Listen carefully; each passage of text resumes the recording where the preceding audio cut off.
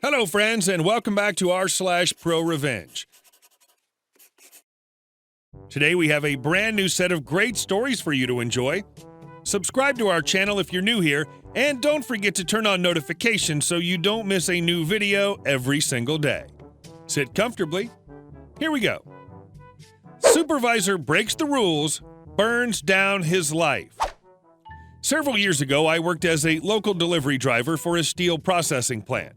We would take stock units of plate and structural steel and process them into parts our customers could use. Some processes, such as painting, would go to a third-party vendor and then come back to us for shipment to the customer. I worked on a set routine: deliver to the paint shop in the morning and bring back the orders painted the day before. While that trailer was being unloaded, I would hook to another trailer and deliver finished orders to a customer about 70 miles away from the shop. This delivery had a hard appointment time of 2 p.m., and I could not miss it. When I returned after making that delivery, I would finish the day with short deliveries or pickups as needed, and then go home. It was an easy, stress-free job as long as I stuck to routine and made my appointments on time. Communication between departments was poor, though, and it disrupted the entire process. For example, the scheduling department might think a certain production run had been finished and was gone for outside processing, when in reality the production department hadn't even started the order yet. I spent a lot of afternoons driving around in an empty truck, chasing phantom orders that I knew I had never delivered because some office drone wanted me to check and make sure, or running hot orders out to vendors that were overlooked during my morning trip. Enter my main antagonist, one of the first shift production supervisors. I was constantly butting heads with him because he forever tried to hold up my truck for last-second add-ons. This wouldn't have been a big deal except that they almost always interfered with my 2 p.m. delivery, the one I had to be on time for. I kept explaining that I could do his errands in the mornings or afternoons, but he couldn't mess with the middle of my day. He was arrogant and condescending with everyone, but he took a special dislike towards me because I wasn't in his chain of command and wouldn't bend over backwards to accommodate his wants. It didn't help that my direct superior was a milquetoast little man that avoided conflict at any cost. I ended up taking a lot of heat from this production supervisor, even though he couldn't really punish me for meeting my other work obligations. Things finally came to a head when the supervisor came up to shipping with a large order that needed to go to paint. I was about to leave for my 2 p.m. customer and told him so, but I had room left on the truck. If he wanted to load his parts on, I would deliver them on my way back from my primary delivery. This wasn't good enough for him. These parts were behind schedule and had to get painted immediately. If I delivered them in the afternoon, they wouldn't get painted until the following day, which would put him further behind.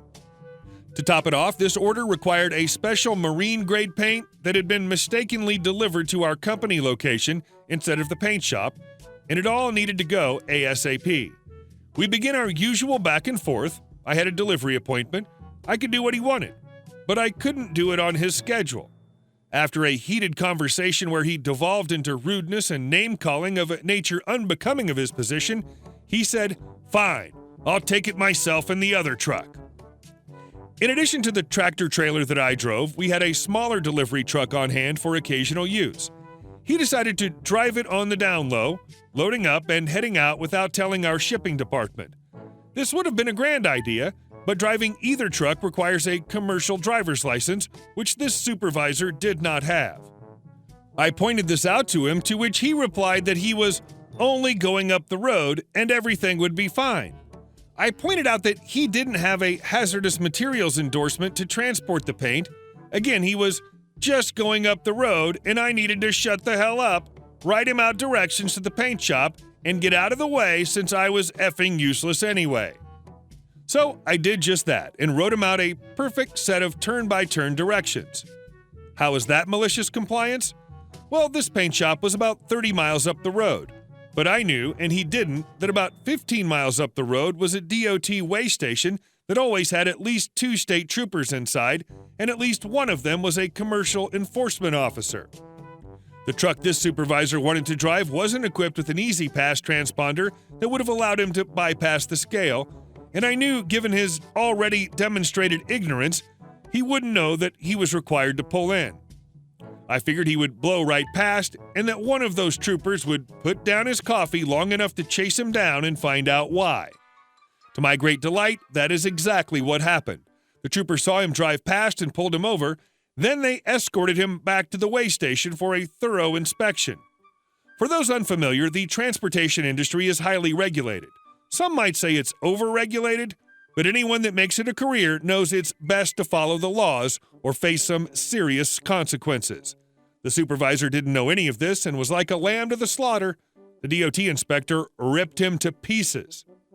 Among the biggest infractions he was cited for: no CDL, $2,500 fine, up to $10,000 to the company, misdemeanor charges, 90 days suspended driver's license. No hazmat endorsement, no documenting paperwork for the hazmat, no placards identifying the vehicle as carrying hazardous material, $50,000 fine to the company, more if it results in illness, injury, or death to another person. As a bonus, when the trooper escorted him back to the weigh station, the scale master saw him talking on his cell phone. The dude was making a panic call to the company manager. Using a handheld device is also a big no-no. That's another $2,500, $10,000 to $11,000 to the company. The truck was put out of service at the weigh station until it had the proper bill of lading, hazmat paperwork, and a driver with a valid license. The supervisor wasn't allowed to leave himself until someone came to get him. Needless to say, he lost his job immediately. I suspected that would happen, so I hung around the shipping office after my afternoon delivery. I got to witness his walk of shame as he was escorted out of the building. I was never officially told how much his fines were, but an educated guess puts it at thousands to him personally and potentially close to $100,000 to the company. I do know the company tried to sue him in civil court to recoup their losses, although I don't know the outcome. I left to take another job shortly after. I figured that even though I wasn't the one at fault, my role in the fiasco wouldn't be looked upon in kind fashion. The best part, though, was that after months of watching him swagger around wearing a big Huber's cowboy hat, I was the one that got to swat it off his head. And our second story. Friend crank called me at my job, so I had him served with a fake paternity suit at his.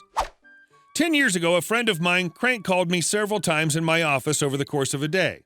I decided in that moment that, 1, this would not stand, and 2, rather than entering into a long, protracted quagmire of a prank war, I would use the nuclear option and end it immediately. My friend Mike was a well-known local bartender. I worked at the same bar as a bouncer, and he was very much enjoying single life at the time, facts which I knew I could take advantage of. So a plan began to form. I would have him served with a fake paternity suit while he was working at the bar. So I compiled a ton of free online legal documents, not just for the paternity suit, but also income disclosure forms, statement of parental rights, and suggested visitation schedules pending demonstrable proof of sobriety. I filled out all the forms, then smeared what looked like date received stamps as proof they'd been filed, and ran copies to make those stamps even more illegible. From there, I crafted a backstory to be included in the cover letter from the fictional mother's fake law firm, the nearby city Family Law Center, on letterhead and all. The mother was an Irish exchange student visiting the area the previous summer. She'd only been with Mike, so she knew the baby, Eliza, was his. The cover letter encouraged Mike to call during regular office hours and discuss arranging a DNA test to affirm paternity. I set up a generic voicemail for the number listed as the office on the letterhead. By the end, the paperwork was somewhere between 20 and 25 pages. I enlisted another friend, not known by Mike, to serve the documents and instructed him to do so around 10 p.m. on a Saturday evening. I told him to keep the interaction very simple. I wasn't able to be by the back bar because I knew I would be laughing too hard. But based on eyewitness reports, it played out like this. Friend: Are you Mike? Last name? Mike: Yes. Friend: Michael, middle name, last name? Mike: Yes. Friend drops folder on bar. Mike: What's that? Friend: Paternity suit. You've been served. Turns around and immediately walks out of the bar. Mike: Yeah, that sounds about right. Mike read through the packet, shakily poured himself several drinks, then ran over to the bar owner, who was aware of the prank, to ask what to do. He also called the number on the letterhead, but sadly did not leave a voicemail. After a solid 10 minutes of intense psychological revenge, the owner finally told Mike he should closely read the last page of the packet. On it, in size 2 font, it read, "Go F yourself, Mike." At which point, Mike ran to the front door and punched me in the chest. Epilogue. Several months later, Mike was on a trip across the country. He'd left his car at home with his mom, who generously had washed it for him. Mike, for some reason, kept the paternity suit paperwork in his driver's side door. During the course of the car wash, his mother found it and read the entire thing, then called him sobbing in the middle of the night, asking why he hadn't told her about her bastard Irish granddaughter. And our last story. A-hole surgeon. Background. I'm an anesthesiologist, and back when I was doing my residency training, there was this loudmouth pea orthopedic surgeon at the hospital I worked. Let's call him Greg. Greg was always complaining about anesthesia delaying him, was never happy, and talked in this loud, abrasive tone. Basically treated everyone like peons around him. One day, I was in his room wearing a lead apron as we were doing a case that required intra-op x-rays. Unbeknownst to me, I'd grabbed the personalized lead aprons of one of his colleagues, Dr. Smith, who was not working that day. As the case is going, Greg looks up and sees I'm wearing Smith's lead apron. He stops what he's doing and asks me, "Are you Dr. Smith?" I replied that no, I wasn't. He then proceeds to flip out and ask, "Why the hell are you wearing his lead then? Take it off now and get another different lead apron at the rack." The rack had literally 10 to 15 other lead aprons that weren't personalized. Me being a lowly resident at the time, I bit my tongue and changed lead aprons in front of all the other co-workers in the room because this P was making such a big deal about it. A belittling experience, and it made me hate the crap out of this guy. The revenge. One day soon after that experience, I grabbed some lunch at work and went into the lounge to eat. The lounge was empty, so I started to eat my hospital cafeteria sandwich in peace. While eating, I noticed a white coat that physicians wear hanging on a rack. I looked at the name and saw it belonged to that P orthopedic surgeon Greg. After checking to make sure nobody else was in the lounge, I got up and grabbed the sopping wet pickle spear that came with my lunch and placed it in Dr. Greg's white coat pocket and left. Why? Because F you, Greg. Hey guys, thank you all for watching the video, and I'll see you in the next one.